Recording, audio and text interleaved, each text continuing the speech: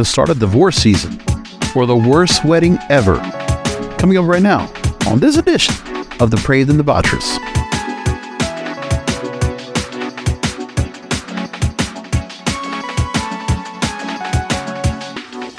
Welcome back to the show. King of Podcasts here with you. DDRadio.live is where you find all the previous episodes of Depraved and Debaucherous right here. We're going to get right into it. Keep it nice and tight and short because weddings and divorces, great way to start the year, right? Yeah. Did you know that January, March, and August are the most popular months for divorce filings? Interesting the choices there. So January normally is said to be that, but we're going into February, but still, divorce season is upon us.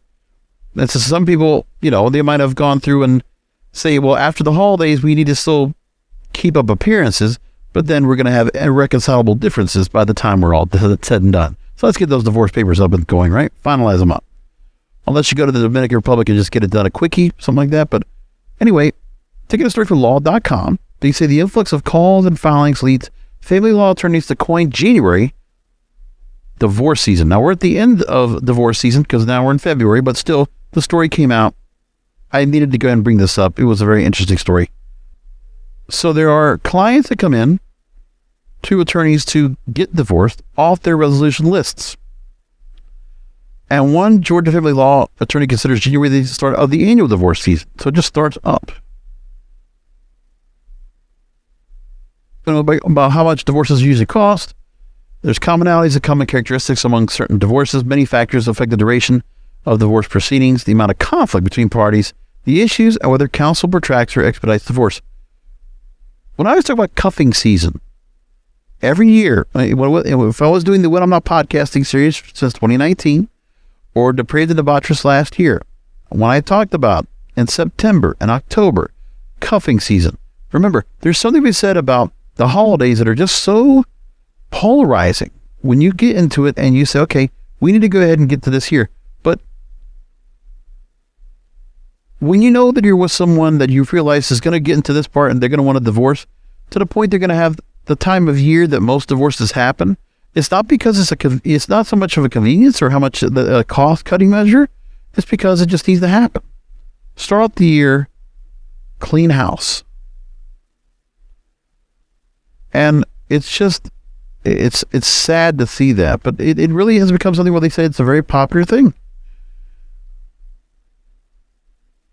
So the law.com article only gave me so much because even when I try to do something, go ahead and look at the paid version, I still get a paywall, but I just got from the Globe and Mail. This will help me out now more than anything. So in Canada, they talk about how experts are seeing the script play out. While access to benefits isn't driving people to get married, it's preventing them from getting a divorce. And Chris Gorey, who's founder of Toronto-based Orchard Benefits, that the people who plan to run for the employer may not come to me every time. And that access to a spouse's extended health and dental benefits is a common reason some separated Canadian couples don't divorce. And the definition of spouse varies from insurance company to insurance company. Yeah, do you ever ask yourself, what are the things that people hold on to for divorce? It's like a technical thing. You want to do something where we're just going to keep people together because it's a business issue. It's a fiscal issue. It's some kind of a benefits issue. That can be applied here too. Cost of benefits has risen on average 7% between 2021 and 2022. Inflation now is more drastic. And in Canada, the current cost for a family to buy private benefits is $250 to $330 a month. That's horrible, man. And then there's the thought, well, what if you just stay separated instead of going all the way to divorce? If one of the partners has a benefits package, they may choose not to make any changes, so there's less financial hardship for the other partner. But really, do you think about that people have to have ulterior motives? Like, the reason that you think about this is that divorce season is for people that they should never got married in the first place. It was just the marriage was a pact. It was just an agreement, a partnership, if you will, that could be broken at any time. But we know the sanctimony of marriage, the actual institution of marriage, has been broken. I mean, I show you this all the time. Look at all the issues with the dating apps. I mean, how many times do you hear dating apps where you hear people that actually have met and they got married. Remember when eHarmony used to say that? Hey, this is not happening anymore. You never heard anything about that. But meanwhile, we see some people that will stay separated for 15 to 20 years because of the benefits. It could be if you're able to go ahead and hold on to somebody's income and continue to go ahead and feed off of that income, because the risks of divorce are so high now, and there's just so much that a man will not get if they get married. Because you ask yourself now, in these days, we don't know what all the divorce laws in every state, but you ask yourself, is there a lot that's going to be done now where you're going to lose a lot as a result? Because that's the point. Divorcing now is getting worse. People are opting out of marriage in general. There's a story from the University of Houston that talks about how women are opting out of marriage around the world. An anthropologist at the University of Houston, Diana Hannaford, says women are skirting traditions. When you see headlines like why more women are choosing to stay single now, craving freedom, Japan's women opt out of marriage, then they have a Canadians feel marriage is simply not necessary, and Chileans are marrying less and later, make marriage seem like it's as a risk of survival all over the world. In the United States, the median age of first marriage has risen from 20.1 years old for women, 22.5 for men, to 27.1 years old for women, 29.2% for men in 2016. 89% of the world's population lives in a country with falling marriage rates. People are not getting married for the right reasons anymore. They're not getting married for love, and they're not marrying for the lifetime. That is an incredible stat. That's shocking. Falling marriage rates. So less than 50% of people of marriages are getting divorced. Now, are the lawyers just taking advantage of the fact that there's all these divorce claims and these cases that have to be done, the mediation has to be done, and they're going to get their take? Yes, absolutely. So Dinah Hannaford, now she goes into this and she talks about how anthropologists have more context and history on the culture to see what this is all about, connecting stories to bigger trends and changes in societies in these countries. She writes and says that marriage has mostly not been a great situation for women historically across the world. They're trying to find alternative solutions. They talk about women in Barbados, Rihanna's home country, refusing to remarry. Now that could be a part of a religious sect, because if you get married, you don't get divorced. So why get married again? Because that's going against, faith. So they talk about in the Barbados about women there's more women, more professional women choosing to be single because they are finding it so difficult to have faithful partners or people. They are their intellectual equal. As women become more empowered and work, they don't have to put up with the outside women and children. And they come to find purpose through meaning through their children, extended family, hobbies, businesses, social justice causes, or friendship and family in that other case. The clarification from Hanford is the work does not praise women for opting out of marriage. It's an invitation to think about what we missed as anthropologists, being so focused on marriage as the norm and good and natural outcome. Well, people were not going in it for the right reasons. We see that now clearly. That is the case. And as long as it's like that, no one needs to get married. Like, honestly, I'm at the case where I thought about it. When I was young, 18, 19, 20 years old, I thought 35 was probably when I would get married, because I wanted to be married right away. I just thought, I'll have accomplished everything I want in my career. It'll be time for that. But you know what? Sometimes it's not like that.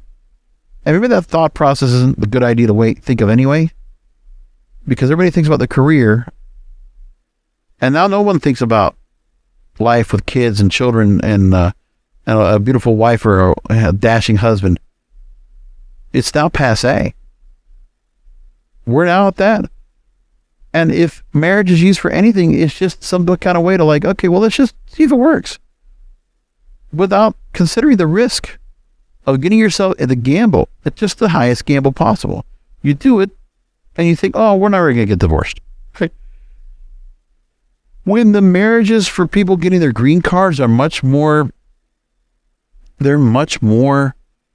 sufficient and they're actually much more reliable and much more serious and sincere, there's a problem. But that's where we are today. We know it. And we should be aware of that. That's the way society is right now. That's the way society wants it to be. We can talk about all the different reasons as to why. Feminism, I'm not going to get into that. Patriarchy, I'm not going to get into that either. Don't need to. But these are the things that are going on. Here's the other part.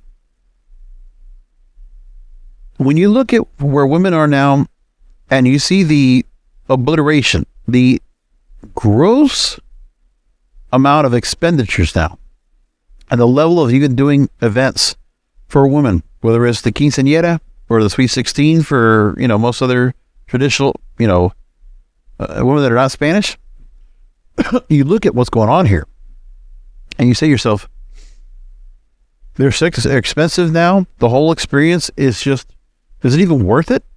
But we're getting to the point now where we're seeing, maybe not, it's not doing well. So we're going to tell you about a wedding. Let me pull up the story. So I drive for Uber on the weekends, and I actually talked to a guy that was a passenger. And I remember I was driving him, where was I at? I was in Wellington, which is west of West Palm, about a good 15-minute drive, and I was driving him back into town, into downtown West Palm Beach. Nice guy. Now he tells me about all these beautiful women he gets to meet, because I think he's a teacher, but good income, a college educator. And he talks about all these different women he meets, likes to go to different events. He doesn't mind going out to a brunch with a girl or a bunch of girlfriends if she's, they're asking along. It's like he has no problem being friends with girls. And there's a lot of beautiful women he is friends with that are, they're well off. They have good 5-6-figure incomes. They're doing okay. That's 6-figure incomes, right? And there was one lady, he talked about how he was at an event. He was watching, it was like a tropical music. I think it might have been reggae, like a festival. And he was sitting next to the DJ. He was in the vibe of the music, was just enjoying the music because that's his thing. The music was like really into it, dancing to it, and just going along. And there's a girl that comes along, and she happens to work for the sheriff's office. Beautiful girl, early 30s. She's attractive, but for whatever reason, she is insisting to talk to him. And I can see why. Listen, he's a good-looking guy. Nice, well-spoken, well-mannered, well-dressed, all that. He's like, quality guy. And she's talking to him, trying to get his attention. But the thing is that she doesn't get the picture of he's enjoying the vibe. And he's kind of saying, hey, just enjoy the vibe. That's all. What are you doing? Trying to ask some information. Can I get your Instagram? She just went and approached. It was blunt. And it didn't work necessarily. He was like, well, if you want, I want to just get, I'll take your number, and if we want, we'll talk. He was not interested in her initially. He knows she's attractive, but he was at the moment, he wasn't I'm going to stop everything for you. And I think it was a power move for her because she wanted to feel like her pretty privilege still would make her stop. She can go after a guy if she wants to, and she makes the first move, and she did, and the timing wasn't good, and she just wasn't into it.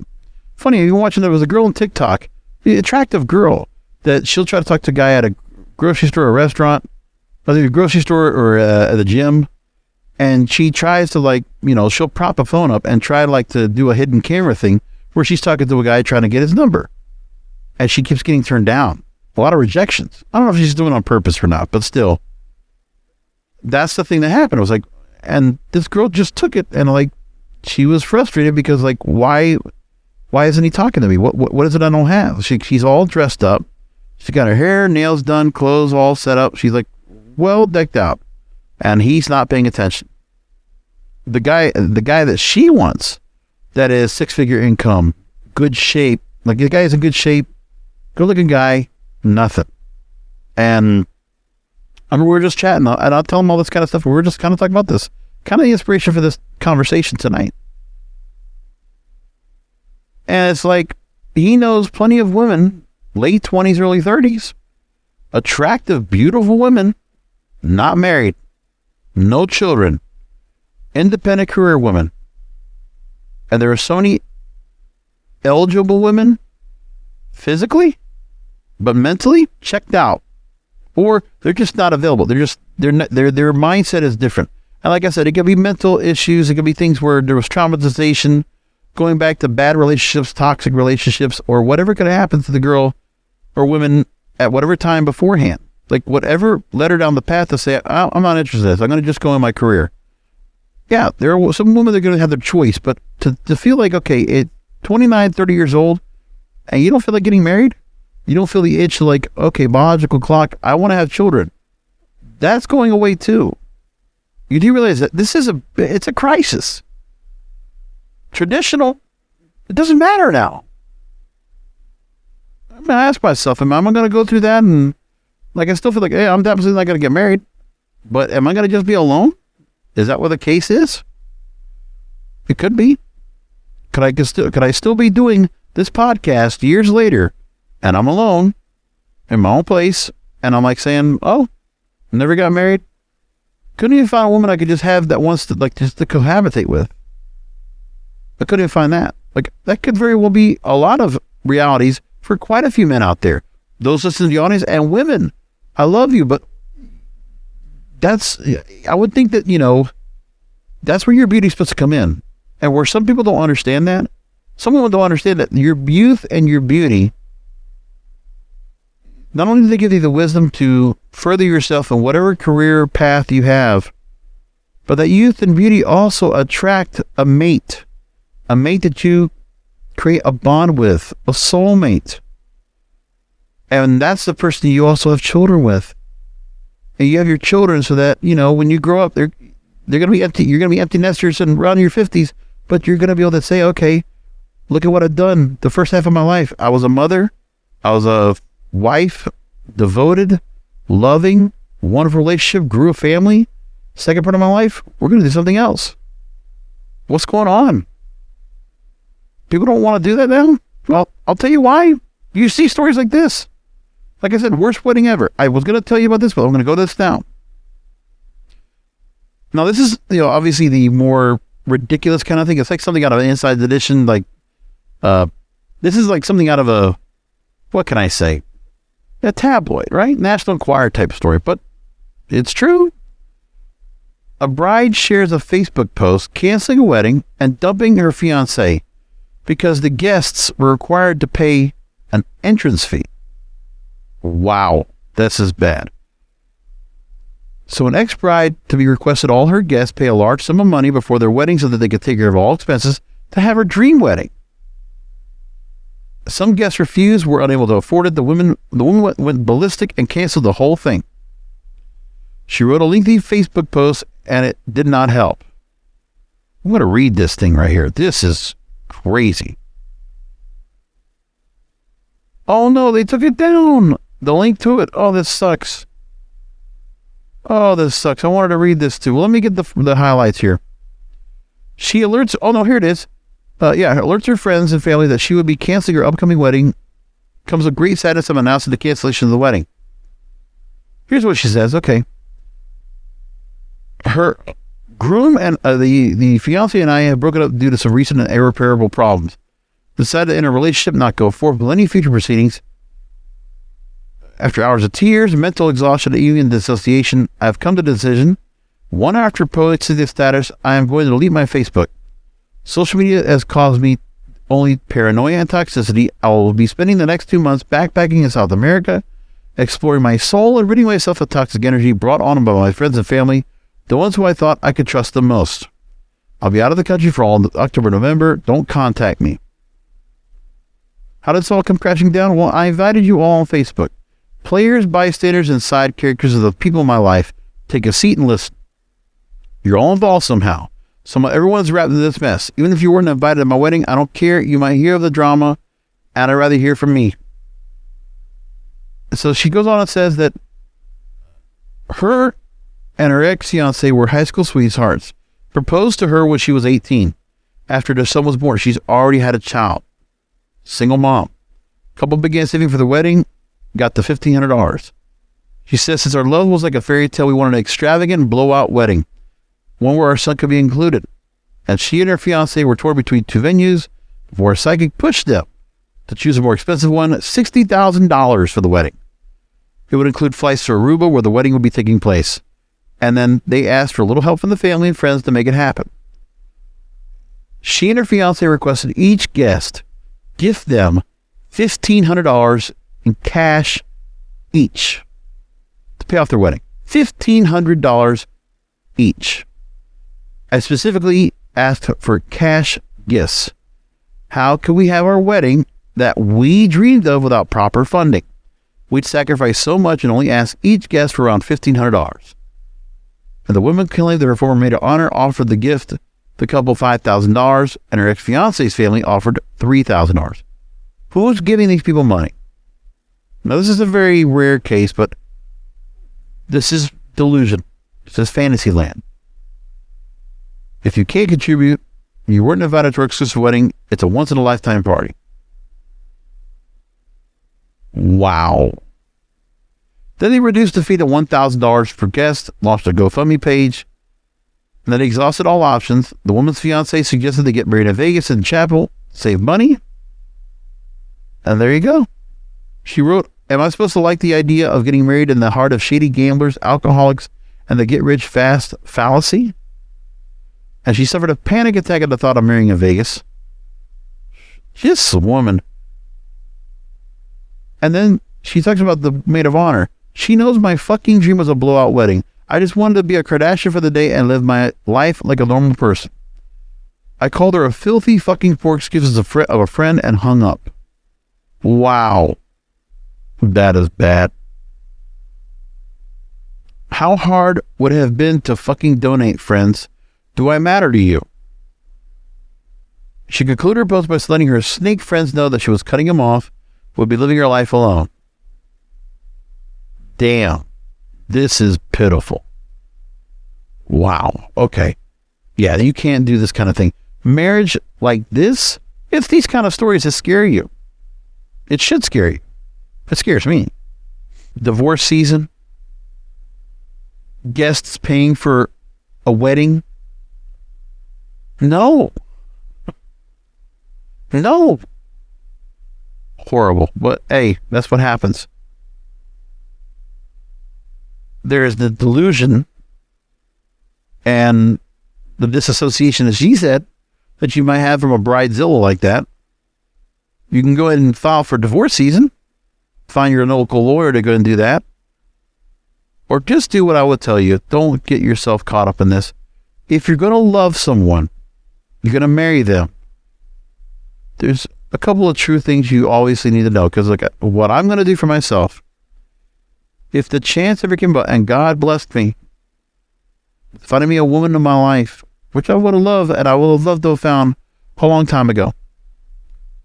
But if I found that woman, and she was so steadfast to love me, hold on to me, thought the world of me, and could never see herself losing me or letting me go, I'll tell you what, I'm going to marry that woman.